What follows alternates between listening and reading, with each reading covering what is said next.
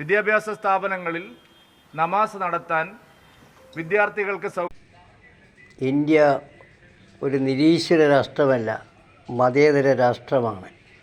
ഒരു മതത്തെയും നിരുത്സാഹപ്പെടുത്തുന്ന ശൈലിയല്ല നാം സ്വീകരിച്ചിട്ടുള്ളത്. പൊതുസ്ഥലങ്ങളിൽ മതപരമായ പ്രവർത്തനങ്ങളെ നിയന്ത്രിക്കാൻ പൊതുവായ ഒരു ധാരണ പോലും നമുക്കിടയിലില്ല.